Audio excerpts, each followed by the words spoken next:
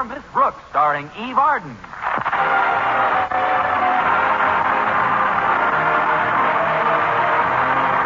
time once again for another comedy episode of Our Miss Brooks, written by Al Lewis. Well, many of us find it extremely difficult to get up early every morning, but our Miss Brooks, who teaches English at Madison High School, has been doing it for years. Yes, and I've learned one thing about early rising that's helped me immeasurably.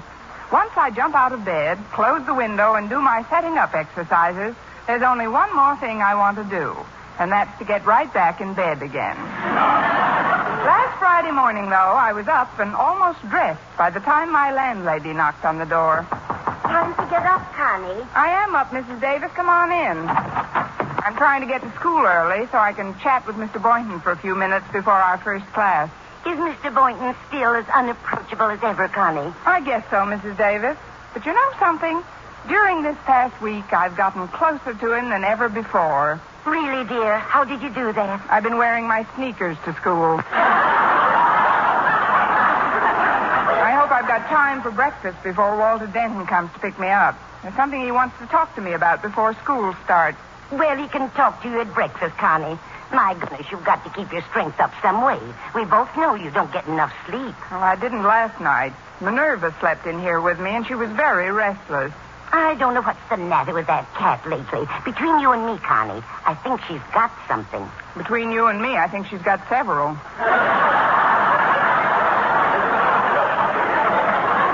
Maybe it's a mistake to let her get so friendly with the collie next door.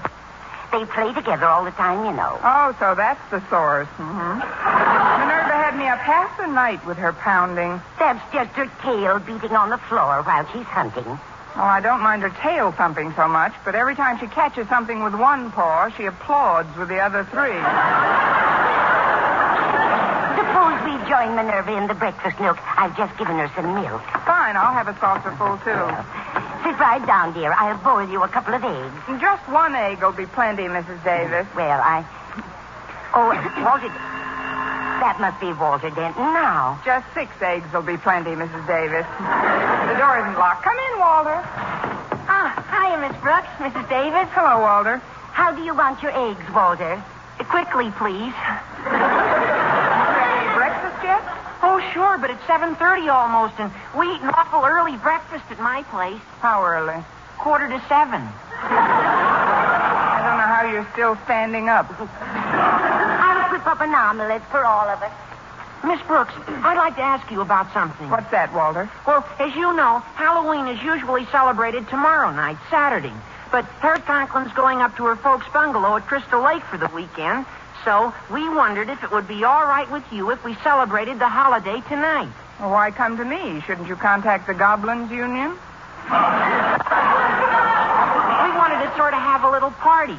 You know, Harriet, my pal Stretch Snodgrass, and I, and we were planning on inviting you, too. Oh? Where were you planning on holding this party, Walter? At your place. How nice of you to invite me along. But I'm afraid we couldn't have any Halloween parties here, Walter. After all, I don't own this cottage. I just rent a room for Mrs. Davis. Oh, we've already got her permission. She's going to the movies tonight. Harriet asked her on the phone yesterday. It's just up to you, Miss Brooks. Well, I'm afraid I'm not interested in Halloween parties, Walter. I've got quite a bit of work to catch up on, and tonight looks like an ideal time to do it. Sorry, but you'll have to hold your party someplace else. Gee, Miss Brooks, Harriet and Stretch will be awfully disappointed. And so will Mr. Boynton. Mr. Boynton? Yeah. I was talking to him yesterday, and he was saying what swell fun he always thought Halloween was when he was a kid. And then we invited him to the party, too. And he accepted. And now there's no place to have the party. What's wrong with having the party right here?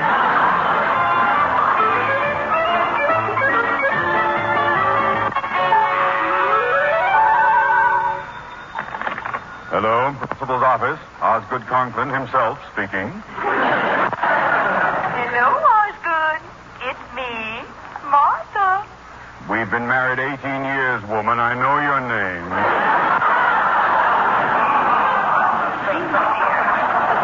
Do try not to be so testy. Do you realize that you left home this morning without even saying goodbye? Well, that's easily remedied. Goodbye. Wait, Osgood. I just called to remind you about your doctor's appointment He said he wanted to see you before we go to Crystal Lake tomorrow. I am well aware of that fact. I've had plenty of time to think about it during the sleepless hours I spent listening to your dog thumping his tail at the foot of our bed all night. But Prince was so lonesome, dear. After all, we've got each other. He's all alone. Well, he wasn't alone last night. I never heard such scratching in all my born days. What's he got, anyway? Well, he can't possibly have anything, dear. You know he doesn't play with other dogs. In fact, he would have died of loneliness last week if I hadn't taken him over to Mrs. Davis's to play with her cat, Minerva. Well, you've got to keep him away from me. My blood pressure is higher than it's been in years. To make my morning complete, when I bent down to tie my shoelaces, my glasses fell out. Did they break? Not until I straightened up and stepped on them. Well, darling, in a couple of days in Crystal Lake, that will make a new man of you. Now go down to the doctor's and get a nice sedative to take with you. Very well, Martha. It's a good thing I have an extra pair of glasses with me, or I couldn't find my way to the door. Now, whatever you do, Osgood, don't break those. Thank you, my dear. I think that's sterling advice. Goodbye. It's later than I thought. I'd better hurry. So you see, Walter, if we all meet in the cafeteria at lunchtime, we can make the plans for... Oh! Good. Miss Brooks, I presume. Oh, I'm terribly sorry, Mr. Conklin. I didn't see you coming. Oh, dear, I seem to have broken your glasses. Do you have another pair? No, Miss Brooks, I haven't. But perhaps I could get you a long stick and let you smash the windows in my office. You seem to be in quite a hurry, Mr. Conklin. Could I maybe take you somewhere? Who is speaking? Hey, it's me, Walter Denton. Your daughter Harriet's dream boat. My daughter, Harriet's dear. I'll talk to you later, Miss Brooks. Denton, pick up that shattered glass. Yes, sir. What should I do with it, Mr. Conklin? Eat it, you lame-brained dunce! Gosh, Mr. Conklin's sure in a bad mood today. He looks pretty purple, doesn't he? Even for him. He certainly is excitable. Hi, Walter. Oh, hello, Miss Brooks. Hi. Hello, Harriet. Did you run into Daddy yet this morning? It's in the hands of the insurance company now. His temper's pretty miserable today. Yes, I know. Poor Daddy's been depressed all week long. I don't know what it is. We all try to please him. What he needs is some recreation and diversion. Say, I have an idea. What is it, Miss Brooks? Well, instead of my place tonight, why don't we have our Halloween party at your house, Harriet?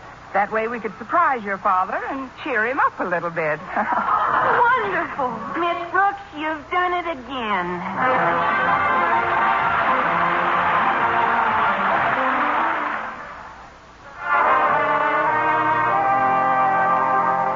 Anxious as I was to get back into Mr. Conklin's good graces, I determined to make the Halloween party Friday night a roaring success. I had asked the kids to meet me in the school cafeteria at lunchtime, and the first one to show up was Madison's star athlete, Stretch Snodgrass.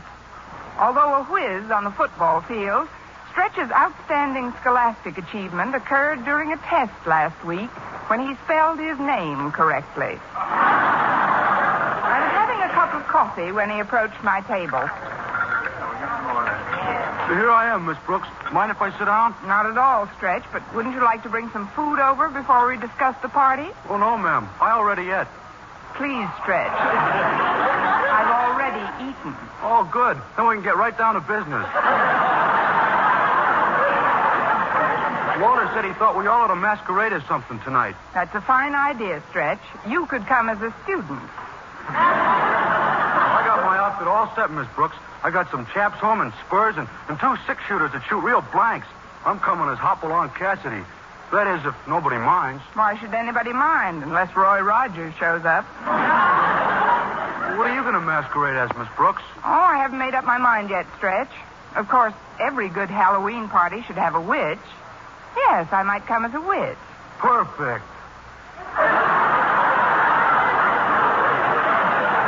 Don't sound so enthusiastic. Pretty short notice to get a costume made, and I may not... Why go to all that trouble? Why don't you just wear what you got on? big as he is, I'll have to slug him. Now, let's stretch. Hi, Miss Brooks. Stretch. Well, things are sure shaping up. Look at these swell noisemakers I bought this morning. When did you find time to get all this junk, Walter? I sneaked out of one of my morning classes. Walter, you didn't. Well, it was important, Miss Brooks. Besides, there's no harm done. Nobody even noticed I was gone. That's what I like, a nice observant teacher. Oh, it wasn't the teacher's fault. You were facing the blackboard at the time. Hey, look at this horn. It's got a siren in the mouthpiece. Listen. Please, Walter, you're in the cafeteria. So what? One more blast like that, and the beef stew will pull over to the right. Now, tell me, how are you going to the masquerade? I got a terrific idea, Miss Brooks. I'm just going to put on an old sheet. Do you think Mr. Conklin will get a kick out of me as a ghost? If he thought it was on the level, it would add 10 years to his life. Well, what are you coming as, Miss Brooks? I haven't quite decided yet. Any suggestions? Well, just one. I don't want you to think I'm being fresh or anything, but, well, this is going to be a Halloween party, and, well, I'd be glad to furnish you with a broom. I guess I'm a natural for it. Look who's coming over. Oh, it's Mr. Boynton. Hello, Mr. Boynton. Hello, Walter. Hello, Mr. Boynton. Hello, Stretch. Hello, Miss Brooks. Hello, Mr. Boynton. Goodbye, Walter. Goodbye, Stretch. We ain't going nowhere. Stretch. Don't you know the old expression, two's company, three's a crowd? Oh, sure I do. But there's 4 of us. Come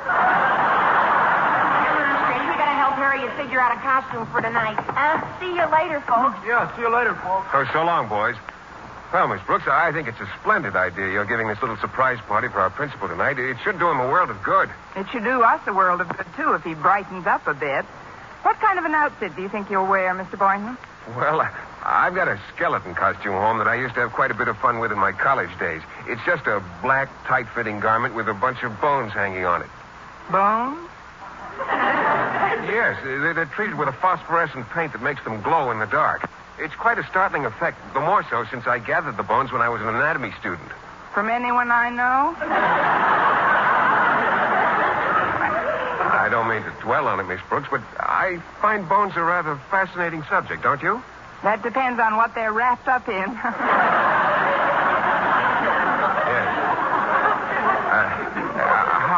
How are you masquerading tonight?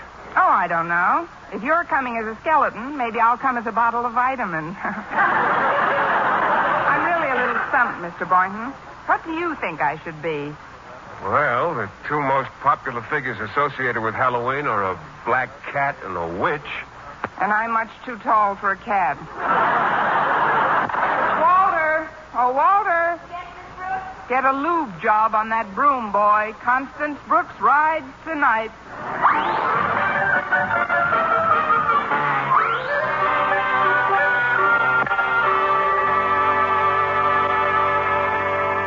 I'm glad we're going away in the morning, Martha. Dr. Benson told me I'm very close to the breaking point. Yes. Of course, Osgood. Don't shout so. He said that some of my trouble was caused by my blood pressure, but that part of it was due to an overactive imagination. He wants me to be calm, relax more. I'd like to see him relax with that recurring dream I've had. You mean the one where the ghost visits you at night? Yes. Only the last couple of times it's gotten worse. Instead of a plain ghost, I've been getting one with Walter Denton's head on it. Really, Osgood, I just don't know what you've got against that poor boy. Harriet's very fond of him. Then she should see a doctor, too. Where is she, Martha? Well, she's in her room, dear, getting dressed. She said something about a party tonight. Parties. It's all kids nowadays think about. Well, there won't be any parties at Crystal Lake. There won't be any nightmares either.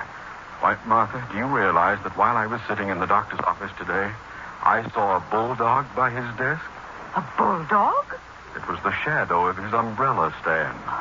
But I almost jumped out of my skin before he explained it. Well, things like that happen to people every day, Osgood. Not to me, they don't. At least they'd better not.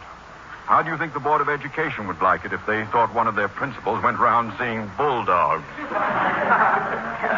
Just don't mention it to anyone, darling. Now I'm going to get you a glass of warm milk, and you stay right comfy in your chair till I get back. You're very well. Yes. That thing looked like a bulldog. Martha's right, though. I'd better not mention it to a soul. Now, who in the world can that be? Coming. Good evening, Mr. Conklin. May I come in? There's no tactful way I can refuse you admission. Come in, Miss Brooks. Have the others arrived yet? Others? What others? You'll see when they get here. Is Harriet at home? Yes, she's putting on her party dress. Oh, then you know about it. It should do you a lot of good, Mr. Conklin. There's nothing like a house full of people to get your mind off yourself. A house full of... Miss Brooks, is this party to be given in this house? Of course. I see. Then if you'll excuse me, I'll just take my hat and coat and beat an orderly retreat.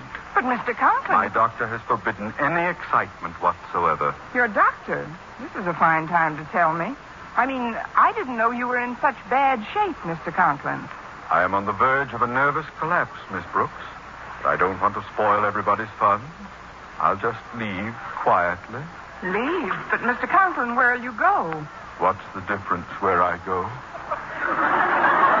I'll just wander around the park like a homeless gypsy. You can't do that. You wouldn't look good in earrings. You're not a well man, Mr. Conklin. Look, Mrs. Davis is going to the movies tonight. Now, why don't you let me drive you over to our place until I can eliminate the horde of guests who are coming here.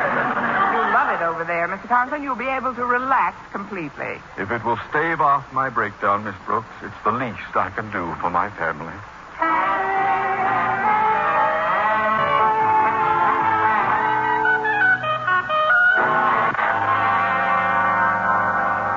Brooks left right after dinner, Mr. Boynton. I guess she forgot to buy a few items for the party tonight. I'm sure she'll be right back. Fine. Swell. This way our surprise will work out even better. Surprise? Yes, ma'am. We thought we'd try out some of our Halloween tricks on Miss Brooks before we go over to Mr. Conklin's house. That's a wonderful idea. I hope I didn't scare you in my ghost outfit. No, I thought you were the laundry man. How do you like my costume, Mrs. Davis? My, you've lost weight, haven't you? This is a skeleton suit in honor of Halloween. Isn't that terrifying? And who's this cowboy with you? I'm Hopalong Cassidy, Mrs. Davis, but I'm really Stretch Snodgrass. I'd never have known. Well, if you'll all go into the house, I'm sure Miss Brooks will be delighted to see you. I've got to get down to the theater now. Oh, what movie are you seeing tonight, Mrs. Davis? Jolson Sings Again. Again? I saw it last week also. Have a nice time, children. What should I do with this bucket of water we're ducking for apples in, Walter? Oh, just put it down by the piano, Stretch. Now, I'll tell you what we'll do. Before Miss Brooks comes back, let's all hide somewhere so we can really surprise her. Good idea, Walter. Now, why don't you get behind that couch? Stretch, you hide behind the kitchen door, and I'll get into the hall closet. Great. And we'll all come out when I blow this whistle. Okay? Got you, Walter. Hey, look, out the window. Miss Brooks is coming up the walk, and she's got Mr. Conklin with her. Mr. Conklin? Oh, she probably wanted to get him out of the way while we were getting things ready at his place. So much the better. We'll surprise both of them at the same time. Now, first I'll put the lights out. Quick, let's get out of sight.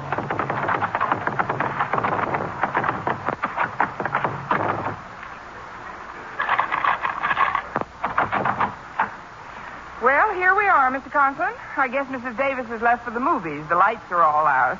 But it does seem quite deserted in here. I'll turn on this hall light so you can see to hang your things up in the closet. I'll turn some lights on in the living room while you put your hat and coat away. Thank you, Miss Brooks. Miss Brooks! Miss Brooks! What is it, Mr. Conklin? What's the trouble? Your closet. In the hall. What do you keep in there? Just my coat, Mr. Conklin. I see. Tell me, Miss Brooks, is it a long black coat with luminous bones? Luminous Bones? Oh, no. Oh, please wait right here, Mr. Conklin. I'll investigate. Oh, it's me, Miss Brooks. You should have seen Mr. Conklin's face when Get behind those other coats immediately, Mr. Boynton. But, Miss Brooks... I can't explain now, but don't you dare come out of there until you get a signal. Well, Miss Brooks, what did you see? See?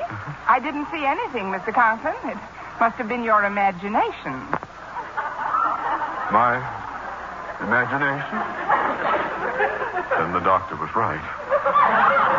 That, Mr. Conklin? I'd rather not talk about it, Miss Brooks. If I could just lie down somewhere. Oh, of course, Mr. Conklin. Just stretch out on this couch. I'll go get another cushion for you. All right. That's better.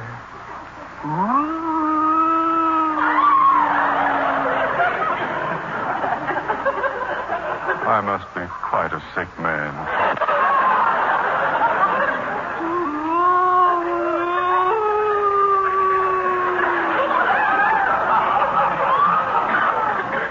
If I weren't sick, I wouldn't be moaning like this.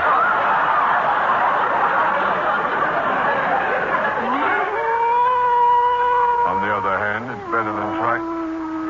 What am I saying? I'm not the one who's moaning. I've returned. I've come back. Who's there?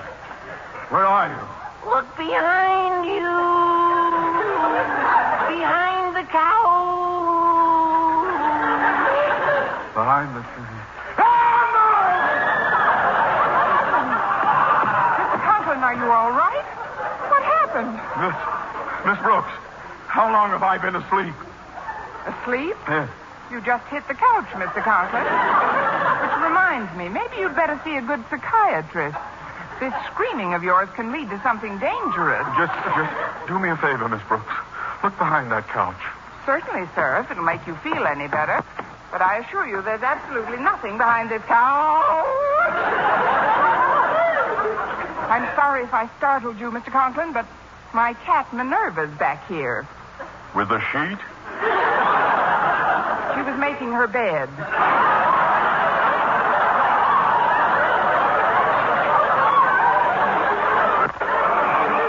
Stay out of sight, Minerva. There's a good Gerga boy. A girl. If you don't mind, Miss Brooks, I'd like to take a couple of pills my doctor prescribed. May I have some water, please? Certainly, sir. If you've got an extra pill or two, I'll be happy to join you. Just sit right here, Miss Conklin. I'll go into the kitchen and get some water. No, on second thought, you'd better come with me. I don't want you to get nervous again. Yes, I think you're right, Miss Brooks. Doesn't do for me to be alone lately. Now, where's that light switch? Well, dog bite cats if it ain't roundup time.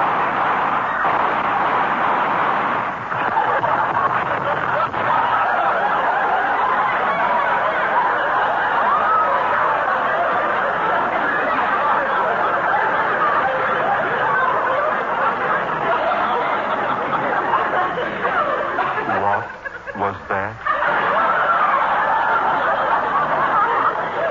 What was that?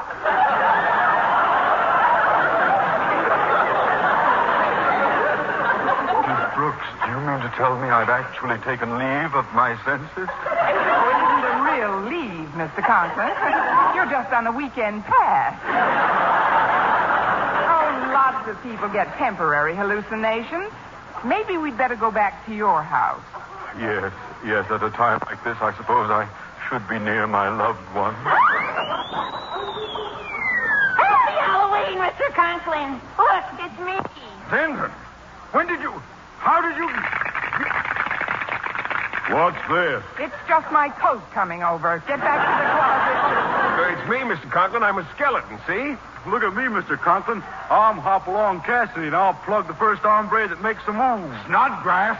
Oh, stop that! I must control myself. What's wrong, Mr. Conklin? You don't seem to be enjoying yourself. Yeah, you act all jumpy and funny. Gosh, Miss Brooks went to a lot of trouble to get this thing organized. Walter, please. Oh, Miss Brooks organized it, did she? Sure, she planned the whole thing. She deserves every bit of credit. Well, she's certainly going to get it. Miss Brooks, I want to... Miss Brooks, get your head out of that bucket. This is no time to be ducking for apples. Who's ducking for apples? I'm trying to drown myself.